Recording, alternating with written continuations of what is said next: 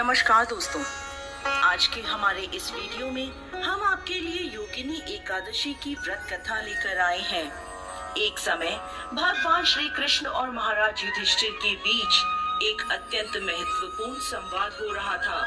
महाराज युधिष्ठिर ने भगवान श्री कृष्ण से पूछा, हे मधुसूदन, आपने मुझे ज्येष्ठ मास के शुक्ल पक्ष में आने वाली निर्जला एकादशी के विषय में बताया है। अब मैं आषाढ़ मास के कृष्ण पक्ष में आने वाली एकादशी के विषय में जानना चाहता हूँ। भगवान श्री कृष्ण ने उत्तर दिया, हे राजन, आषाढ़ मास के कृष्ण पक्ष में आने वाली एकादशी का नाम योगिनी एकादशी है। यह एकादशी बड़े से बड़े पापों को भी नष्ट करने की क्षमता रखती है। योगिनी एकादशी की व्रत कथा के अनुसार अलकापुरी के राजा कुबेर देवताओं के कोषाध्यक्ष थे। वह भोलेनाथ के परम भक्त थे। उनके नगर में हेमा माली नाम का एक सेवक रहता था, जो प्रतिदिन मानसरोवर से एक विशेष पुष्प लेकर आता और उसे भोलेनाथ की पूजा हेतु कुबेर को प्रदान करता था। हेमा माली निष्ठा पूर्वक अपने स्वामी की सेवा करता था। कुबेर भी उससे बहुत प्रसन्न रहते थे।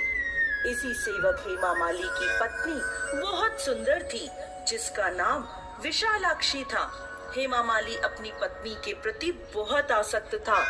एक दिन वह प्रातः मानसरोवर से पुष्प लेकर आया, लेकिन सीधा अपने स्वामी कुबेर के पास जाने के बदले वो अपनी पत्नी के पास पहुंचा और पत्नी के साथ आनंद प्रमोद करते हुए उसे समय का ध्यान नहीं रहा।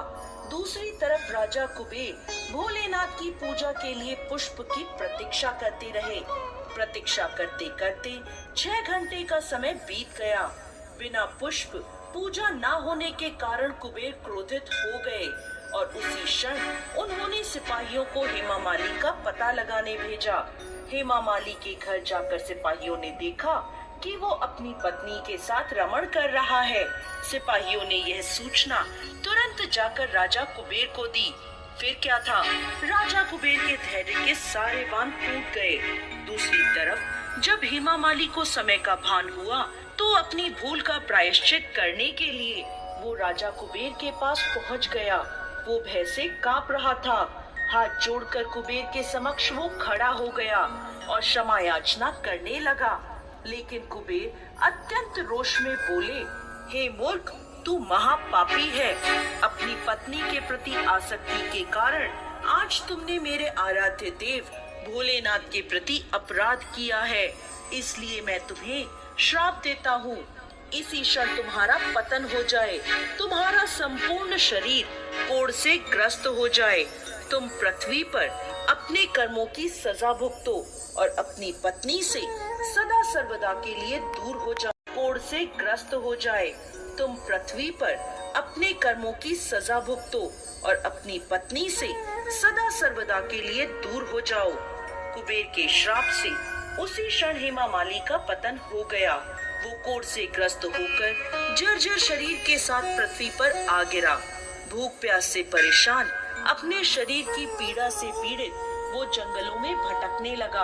अनेक वर्षों तक वो यह यातना भुगतता रहा, परंतु भोलेनाथ की उपासना में सहायता करने के कारण उसकी चेतना शुद्ध और सात्विक बनी रही। एक दिन वो एक पर्वत पर जा पहुंचा, जहाँ ऋषि मार्कंडे तपस्या कर रहे थे। उन्हें देखकर हेमा माली ने उन्हें प्रणाम किया। ऋषि मार्कंडे ने उसे अपने पास बुलाया और पूछा, पुत्र, तुम कौन हो और इस प्रकार जंगल में किस उद्देश्य से भटक रहे हो?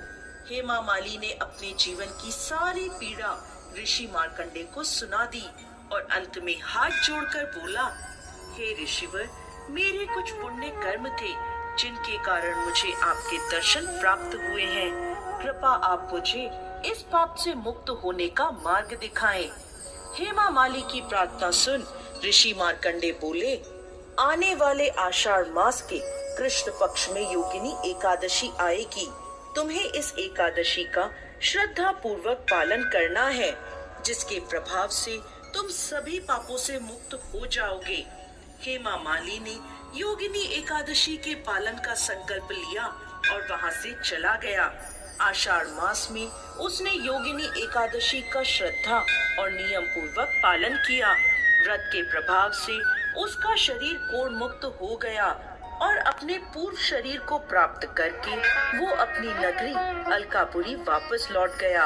आगे भगवान श्री कृष्ण कहते हैं, हे धर्मराज युधिष्ठिर, जो व्यक्ति योगिनी एकादशी के व्रत का पालन करता है उसे 88,000 ब्राह्मणों को भोजन कराने का पुण्य फल प्राप्त होता है। वो हर प्रकार के पापों से मुक्त हो जाता है और अंत में आध्यात्मिक लोक को प्राप्त करता है।